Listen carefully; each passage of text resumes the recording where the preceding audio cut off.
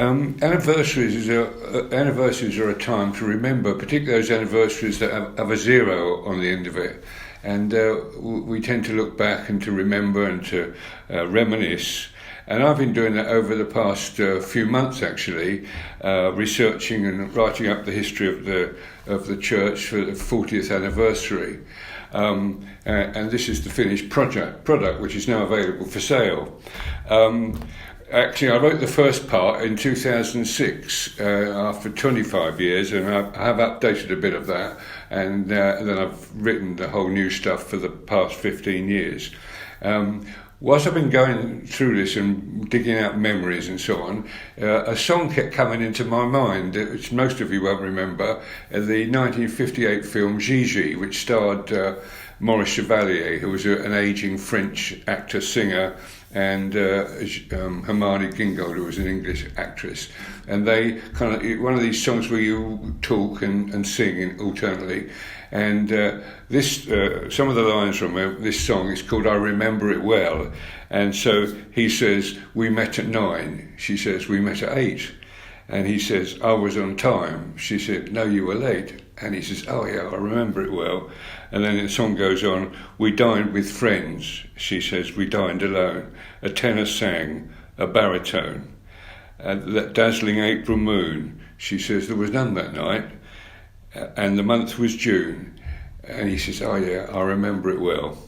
And we all have different memories, and we all recall different things, and we put different significance on particular events, and include some and exclude others. And I can give you lots of examples, but one of the best that we all know about is the Gospels, which have some stuff throughout which is the same, and other stories, parables, events and whatever are maybe in only one or two of the Gospels. None of them are wrong. The writers just remembered and recorded different things.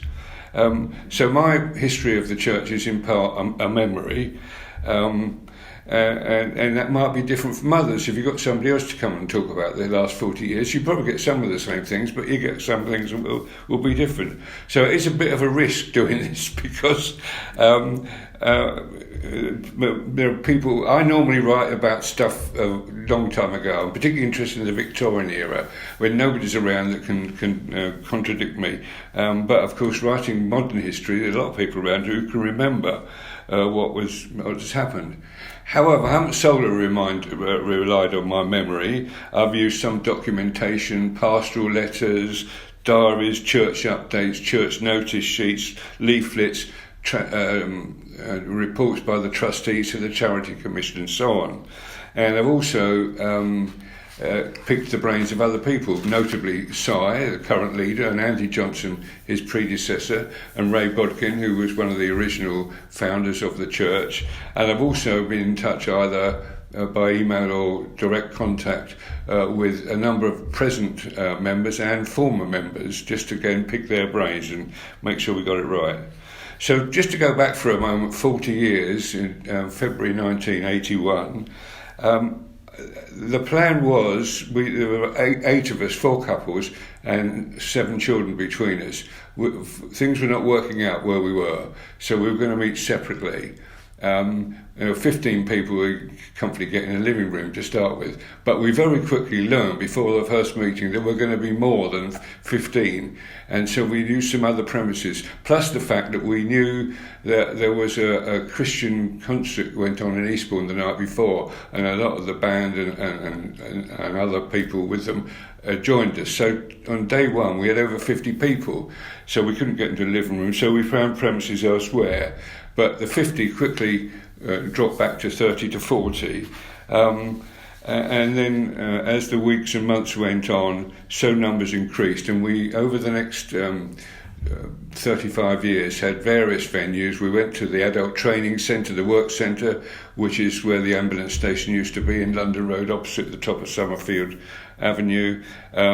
We went from there to Summerheath Hall for a short while, then to the community centre, newly built.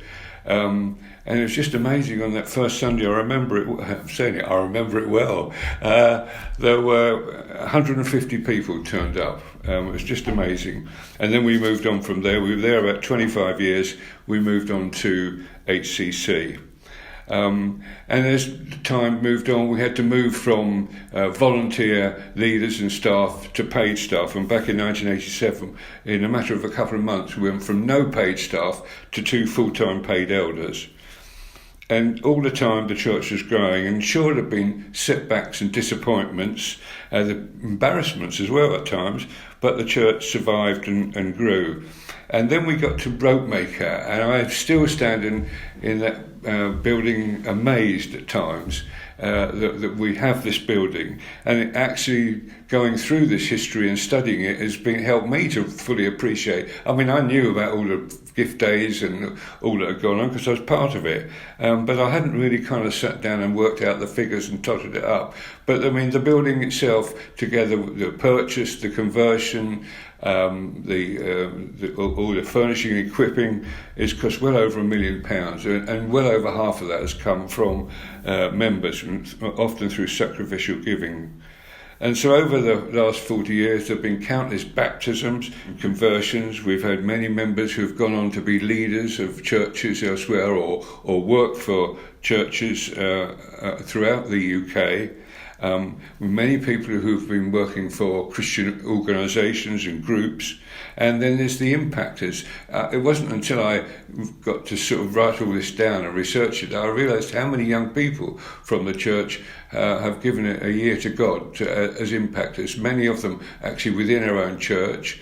But also quite a number have gone elsewhere to other New Frontiers churches up and down the country, to Bedford, to Norfolk, to Yorkshire, to Haywards Heath and West Sussex and so on. But in writing this history, my purpose has been really twofold. Simply at one level to record events as a matter of historical record, but mainly to give glory to God. Now, the theme, if you want, of my writing of the book here is the best is yet to come. That's what I wrote. That's what I called the first edition. I have it here. The best is yet to come, and that's where I finished it. And this is where I finished this one. Despite all the setbacks and disappointments, God has done amazing things here, to which we give Him the glory. But the best is yet to come. You have to believe that, because otherwise you're saying God's not going to do anything more here. And I don't believe that. I believe the best surely is yet to come.